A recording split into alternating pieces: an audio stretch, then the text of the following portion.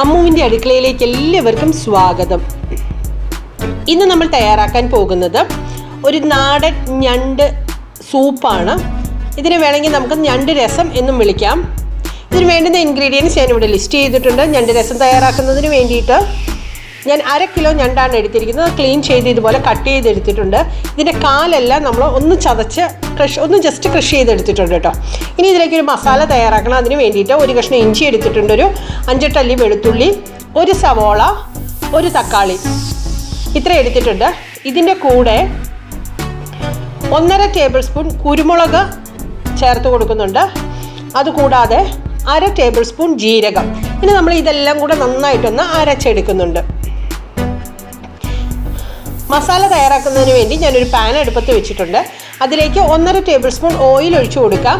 ഓയിലൊന്ന് ചൂടായി വന്നോട്ടെ. അതിലേക്ക് 1 ടീസ്പൂൺ ജീരകവും 1/2 ടീസ്പൂൺ കുരുമുളകും കൂടെ നമുക്ക് ചേർത്ത് കൊടുക്കാം. മുഴുവൻ കുരുമുളകാണ് നമ്മൾ ചേർത്ത് കൊടുക്കുന്നത് കേട്ടോ. ഇതൊന്ന് പൊട്ടി വന്നോട്ടെ. ഇതിലേക്ക് ഒരു 2-3 പച്ചമുളക് കൂടെ ചേർത്ത് കൊടുക്കാം. ഇനി നമ്മൾ അരച്ച് വെച്ചിരിക്കുന്ന തക്കാളി സവോള പേസ്റ്റ് ഉണ്ടല്ലോ, അത് ചേർത്ത് കൊടുക്കുകയാണ്. അത് ചേർത്ത് കൊടുത്ത് ഇതിൻ്റെ പച്ചമണം മാറി വരുന്നവരെ നമുക്കൊന്ന് വഴറ്റിയെടുക്കണം. നമ്മളിതിലേക്ക് വെളുത്തുള്ളിയും ഇഞ്ചിയും എല്ലാം ചേർത്ത് അരച്ചിട്ടുണ്ട്. അപ്പോൾ വെളുത്തുള്ളിയുടെയൊക്കെ ഒരു പച്ചമണം ഉണ്ടല്ലോ, ആ പച്ചക്കുത്ത് അതൊന്ന് മാറി വരണം. അതുവരെ നമുക്കൊന്ന് വഴറ്റിയെടുക്കാം. അതിൻ്റെ കൂടെ നമ്മളൊരു 1/2 ടീസ്പൂൺ മഞ്ഞൾപ്പൊടി കൂടെ ചേർത്ത് കൊടുക്കുന്നുണ്ട്. പച്ചമണം മാറി വരുന്നവരെ നമുക്കിതൊന്ന് വഴറ്റിയെടുക്കാം. ഇനി നമ്മളിത് ഞണ്ട് എടുത്തു വെച്ചിരിക്കുന്ന മൺകലത്തിലേക്ക് ചേർത്ത് കൊടുക്കുകയാണ്. ഞാൻ സൂപ്പ് തയ്യാറാക്കുന്നത് മൺകലത്തിലാണ്. ഇതേ പാത്രത്തിൽ തന്നെയാണ് നമ്മൾ സൂപ്പ് തയ്യാറാക്കുന്നതെങ്കിൽ നമ്മൾ തയ്യാറാക്കിയ മസാലയിലേക്ക് ഞണ്ട് ചേർത്ത് കൊടുത്താൽ മതി. ഇനി നമ്മൾ ഈ കലത്തിലേക്ക് ആവശ്യത്തിന് വെള്ളം ഒഴിച്ചു കൊടുക്കാം. മൊത്തം ഞാൻ 3 ലിറ്റർ വെള്ളമാണ് ചേർത്ത് കൊടുക്കുന്നത്. അത് തിളപ്പിച്ച് നമ്മൾ 2 ലിറ്ററായിട്ട് വറ്റിച്ചെടുക്കും. നന്നായിട്ടൊന്ന് ഇളക്കി യോജിപ്പിക്കാം. ഏകദേശം ഞാൻ പറഞ്ഞല്ലോ 3 ലിറ്റർ വെള്ളം നമുക്ക് മൊത്തം ചേർത്ത് കൊടുക്കുന്നുണ്ട്.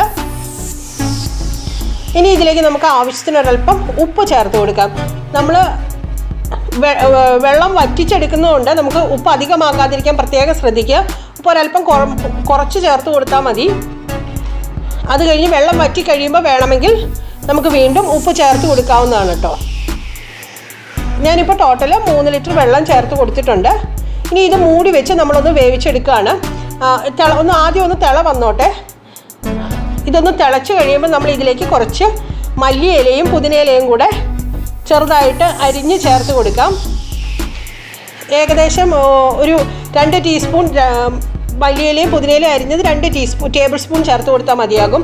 മല്ലിയിലയൊക്കെ ചേർത്ത് കൊടുത്തിട്ടുണ്ട്. ഏകദേശം മൂടി വെച്ച് ചെറുതീയിൽ 1 മണിക്കൂർ ഞാനിത് വേവിച്ചെടുത്തിട്ടുണ്ട്. ചെറുതീയിലാണ് നമ്മളത് കുക്ക് ചെയ്തെടുത്തിരിക്കുന്നത്. ആവശ്യത്തിന് വെള്ളം വറ്റി വന്നിട്ടുണ്ട്. വേണമെങ്കിൽ കുറച്ചുകൂടെ നമുക്ക് വെള്ളം വറ്റിച്ചെടുക്കാവുന്നതാണ് കേട്ടോ. ഇനി നമ്മൾ ഇതിലേക്ക് 2 ടേബിൾ സ്പൂൺ കോൺഫ്ലവർ 1/2 കപ്പ് വെള്ളത്തിൽ കലക്കിയത് ചേർത്ത് കൊടുക്കുകയാണ്.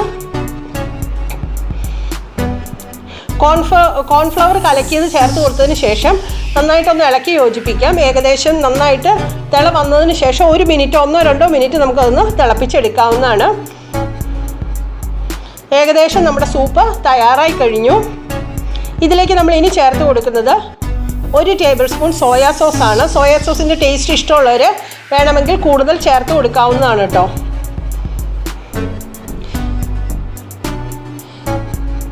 ഏകദേശം തിള വന്നതിന് ശേഷമാണ് നമ്മൾ സോയാ സോസ് ചേർത്ത് കൊടുക്കുന്നത്. സോയ സോസ് ചേർത്ത് കൊടുത്ത് വീണ്ടും 1-2 മിനിറ്റ് ഒന്ന് തിളപ്പിച്ചാൽ മതിയാകും. നന്നായിട്ട് ഇളക്കി യോജിപ്പിക്കാം. ഇനി നമ്മൾ ഇതിലേക്ക് കുറച്ച് മല്ലിയില കൂടെ ചേർത്ത് കൊടുത്തതിന് ശേഷം ഇളക്കി യോജിപ്പിക്കാം. തീ ഓഫ് ചെയ്യാം. നമ്മുടെ സൂപ്പ് ഏകദേശം തയ്യാറായി കഴിഞ്ഞു. എല്ലാവരും ഇതൊന്ന് ട്രൈ ചെയ്ത് നോക്കണം. നിങ്ങളുടെ അഭിപ്രായങ്ങളും നിർദ്ദേശങ്ങളും നമുക്ക് കമൻറ്റ് ബോക്സിൽ അറിയിക്കാവുന്നതാണ്. വീഡിയോ ലൈക്ക് ചെയ്യാനും ഷെയർ ചെയ്യാനും മറക്കരുത്. ചാനൽ സബ്സ്ക്രൈബ് ചെയ്യാത്തവർ ആരെങ്കിലും ഇത് കാണുന്നുണ്ടെങ്കിൽ ചാനൽ സബ്സ്ക്രൈബ് ചെയ്തേക്കണേ. Thank you for watching. ആ ബെല്ലൈക്കൺ കൂടെ പ്രസ് ചെയ്യാൻ മറക്കരുത്. ഞാൻ എഴുതുന്ന വീഡിയോസ് അപ്പോൾ നോട്ടിഫിക്കേഷൻസായി നിങ്ങൾക്ക് ലഭിക്കുന്നതായിരിക്കും. Thank you for watching.